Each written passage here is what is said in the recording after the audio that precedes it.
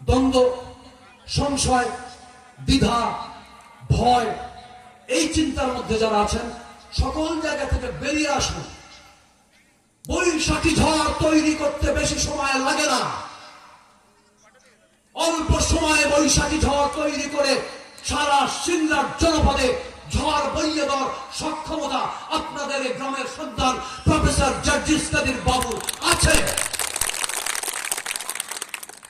শুধু বলবো যে নির্মল মন নিয়ে, আত্মবিশ্বাস নিয়ে, সত্যিকারের ভালোবাসা নিয়ে, আপনার যে সক্ষমতা, সেই সক্ষমতা নিয়ে কি কি আছে, কতটা সাহায্য আমাকে কে করতে পারবেন, এই নিয়ে শুধু আমার পাশে দাঁড়ান। আমি জনসভা শুরু করব, প্রথমে বোয়ালিয়া, তারপর বেলোয়া, তারপর দুর্গাপুর, তারপর রংবাঘা, শেষ করব নামবো হচ্ছে ডাহিয়া। এরপর আমি ডাহিয়া, ইটালি, রামানন্দ খাজুরিয়ে জনসভার মধ্যে দিয়ে আগে শেষ করব, তারপরে আমি অন্য ইউনিয়নে যাব। এর মধ্যে দিয়ে সারা সিংড়া উপজেলায় ঝোড়ো হাওয়া বয়ে যাবে, এটা আমি দারুণ ভাবে বিশ্বাস করি। মানুষ পরিবর্তন চায়। ওই যে গল্প করলাম, ওই গল্পে আবার আসি, যে দাঁড়িয়ে রইল রটলাইট বললেন যে লাঠি নিয়ে আক্রমণ করলো, আমরা ওই দিন পরাজিত হই, কেউ কিছুই বলবো না। সুতরাং এই গল্পের অর্থ যে আপনাদের দায় আছে।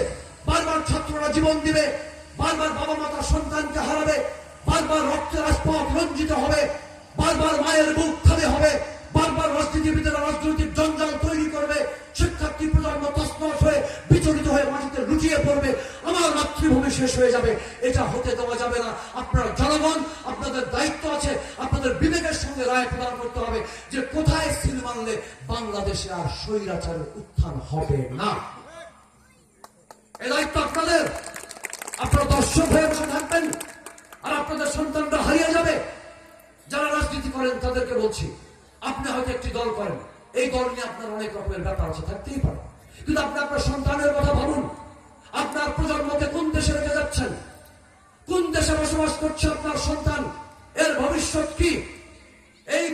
এই সিংড়া উপজেলায় বলতে পারেন এতগুলো স্কুল কলেজ মাদ্রাসার যে নিয়োগ, একটি নিয়োগ মেধার ভিত্তিতে হয়েছে, নাকি নিয়োগের আগেই টাকা লেনদেন হয়ে আগেই ঠিক করা হয়েছে তাকে নিয়োগ দেওয়া হবে? বলেন কোনটা সত্য? তাহলে মানুষ গড়ার কারিগর সে যদি আসেই 2 নম্বর পদে টাকা দিয়ে, মেধাবীর জায়গায় যদি অযোগ্য অথর বয়সে কারিগরের দায়িত্বে বসে, আপনারাই তো গ্রামে বলেন যে কামারের দিছে দইয়ের বায়না, কামারের দইয়ের বায়না দিয়ে আপনি 14 মাস অপেক্ষা করলে দই পাওয়ার কোন সম্ভাবনা আছে আপনার? কোন সম্ভাবনা নাই। তাই বলছি, আজকের এই মত বিনিময় সভার পরে আপনারা গ্রামবাসীর জেগে উঠুন।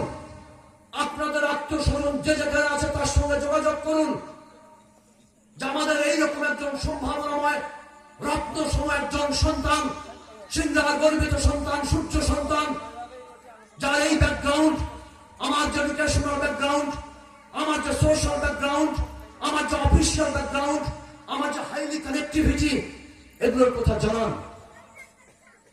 আমার এই বাংলাদেশের এই মৌ গ্রাম থেকে আরম্ভ করে গ্রামে অতটা আপনারা বোঝেন না। আমি ক্রমাগত যখন শহরে উঠতে শুরু করি, সিংড়া যাই, ওখান থেকে যখন নাটোর যাই, নাটোর থেকে যখন রাজশাহী যাই, রাজশাহী থেকে যখন ঢাকা যাই, ক্রমাগত ভাবে আমার বিস্তার ঘটে সম্পর্কে। প্রত্যেকটি জায়গায় আমার লোক, হয় আমার জুনিয়র, নইলে আমার ফ্রেন্ড, নইলে আমার শিক্ষার্থী, নইলে আমার ভক্ত। কোথায় নেই, কোন জায়গায় কোন কাজে যেতে হবে। চলন বিল শেষ হয়ে যাচ্ছে। যারা নান্দনিক সৌন্দর্য দেখার জন্য মানুষ ভিড় করত, দিগন্ত জোড়া ধবধবে সাদা পানি, কি ঢেউ খেলানো দৃশ্য, সেই চলন বিল নেই। ওটা কি বিল? কোচিয়ার বিল। কোচিয়া ঘাস আর ঘাস। কি সঠিক না বেঠিক? কি করে লাগতো? কিচ্ছুই না। একটা চিঠি বন ও পরিবেশ মন্ত্রণালয়ে, যিনি এখন উপদেষ্টার দায়িত্বে আছেন, রিজওয়ানার কাছে ছবি সহ একটা চিঠি দিয়ে তাকে বলা 15 দিনের মধ্যে এটা পরিষ্কার চাই। তিনি করতে বাধ্য।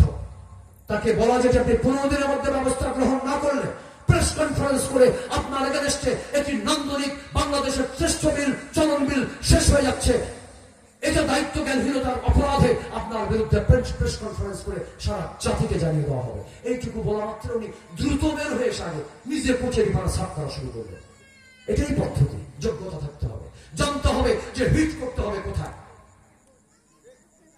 তো সুতরাং